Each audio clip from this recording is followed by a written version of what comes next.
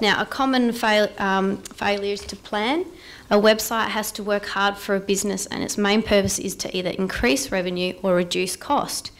So do you know what you want to achieve to your website? Can you describe your target market? Do you understand the information visitors want from your website? And it also needs to sound good. So if you don't know how to write good copy or understand the marketing side, you could hire someone or research a bit on understanding how to write good web copy. So you need to make sure you, like I said before, create headlines that get attention, break content up with meaningful subheadings, keep paragraphs short. No one likes to read big blocks of information online, and they're not going to, so it's important that you understand that. Keep sentences short and digestible. Use bullet lists instead of long sentences. Stay focused on the customer and their needs. Don't use industry jargon. Now, the next one, it needs to look good. So the design will influence whether visitors will stay and look around or leave in a hurry. There are some key basic guidelines that all websites should follow. Some because they work, and some because that's what people are used to on the web, and some because I just say so. So a few little ones is a logo at the top of every page on the left especially, and also make sure your logo links back to your home page. Your menu and navigation buttons are clear of clutter, so they're clean. Concise colours and fonts throughout your site. Every font size needs to be readable and web friendly, so I always say a paragraph size 12 to 14 because it's clear and precise and easy to read. Every page looks like it belongs to the same site. Sharp, crisp images, and research on the internet a bit of your competition and people around, and make sure you like and know what you want your website to look like. It's got to feel good. So when I say that, you know, you could have compelling content and a great looking site, but if it isn't user friendly, if people get frustrated trying to find and use it, they'll just leave and go to a competitor's site that's easy to use. So it's important that we understand that. So we don't want to make people work hard to get around your website. Don't make them think too much and make them waste them time trying to figure out how to use your site. So make sure it's easy to use. And that can be, you know, the main navigation is easy to find and read and use. Navigation remains the same on every page. Do not create pages with no navigation. Place all important links on your home page.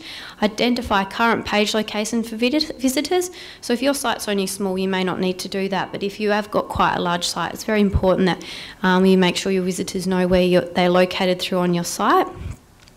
Write links so they make sense. So don't write click here. Make sure that, you know, if it's a link to a PDF that says, please view the PDF on such and such, have that as a link, not actually click here next to it. And also a big one is only use underline for links, or people will assume it's a link. So it's important that you only use underlining on links.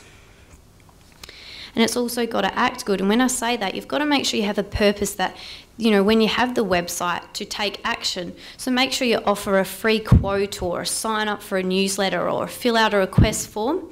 Any of these sort of options, as well as request an appointment, gets their details and gets them achieving something through your site. So it's important that you know exactly what you want the user to do when they come on.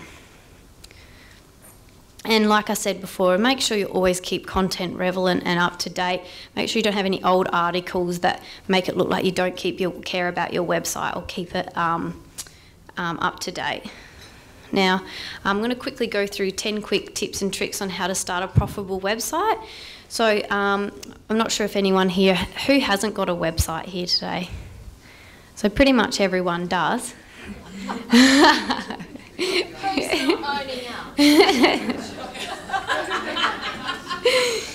So I just thought, if there is a few people that are thinking about it in the room that have gone through, you can obviously apply this too if you already have a site, but just to quickly go through to give you understanding on where to start, and this is included on your USB as well. So when you choose your domain name, make sure that it's easy to type in or remember, and it's not too long, and it's just got words, hasn't got any dashes or slashes or anything interesting. Keep it quite simple, and even chuck in some keywords if you can. So if you're a florist, make sure you write Adelaide Hills Florist, or even buy that one, or even just have florist in there. So make sure you put a bit of research, Google it, and get some research on understanding what kind of domain name you should buy. And make sure you create a website strategy. Like I said before, plan of attack, know your budget. A website can be made to all your budget requirements, so it's about knowing your budget and sticking to that. And also the third one is choose the right web designer. Make sure, like Michaela said before, make sure you like them, you work with them for a while. They're building up your business and creating your brand. So make sure that, you pick someone that you do like, quiz them and shop around, check their portfolio. If you don't like their work, well then it shows that you're probably not going to like what they're going to produce for you. So make sure you check their portfolio out. Ask past clients they may have dealt with. Make sure you have a good understanding that they do produce good websites that do bring good returns, because anyone can put a website up, but it's about you need to get good returns from your investment. And take note in the initial meeting just to make sure that you like them and you enjoy being around them. And make sure you understand that I, as a web designer, don't do particular marketing, so it's important that if you want to do SEO or really advanced marketing, you need to go to an external marketing like Michaela or someone like that. A web designer, you need to make sure that you differentiate the two. And make sure you're in control. So it does cost a little bit more upfront to get a content management system, which means you can update your site at any time online.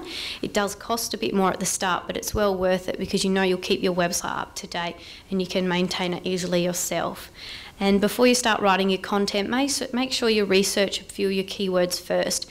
So if you were going to type in Adelaide Hills florist and no one came out, well, that might be a really good word to start marketing, because around this area, Adelaide Hills is starting to be quite a common term that people will type in.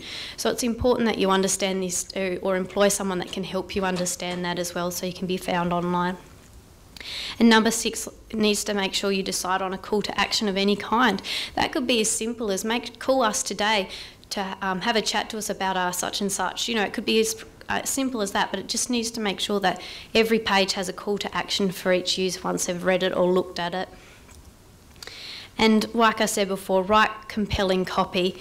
Now, I recommend that you leave this to the pros, like a copywriter or someone like that. But if you've got budget restraints, it's good to research online how to write web copy, just to have a better understanding on how you should be delivering yourself online. And make sure your website captures leads. So when they say captured leads, if someone comes online and they're not inclined to buy your lawnmower at this particular time, but they know in 3 months' time they'll need one, it's a great way of grabbing their information and being able to market them until then and keep them on your mind. That might be as easy as a newsletter subscription where you're sending out information each week, or it might be as easy as if you want an ebook or something to read up about this lawnmower, download it here today and put your email address in, so then you've grabbed your email. So it's important to sort of somehow capture leads in some way. And establish credibility and trust. So put guarantees and testimonies and all that sort of thing online, because it is a good way of people that have never met you before, never know your business, to give a bit of research about you and past clients and customers. And also promote. You can't expect that when your site goes live that everyone's going to go to it. You need to understand that there's a lot of practices behind launching your site.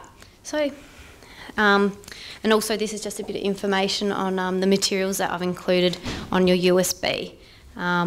So that 10 tips and that I've popped on there, and also I've popped on there 13 ways to market your business online effectively. So it's just a short list to get you thinking on ways to market yourself online. And also, if anyone doesn't have a Google Places that runs a business and doesn't have one, could they come to me afterwards and I'll give them a fact sheet. I'll grab your email to send to you on how to set one up, because it's very important that everyone has a Google Places, because if someone is wanting to find you and you're not on there, you're losing a big, large clientele that do use Google Maps and have iPhones and all that sort of thing. So thanks everyone for listening. Sorry I'm a bit fast and blah, blah, blah, but thank you.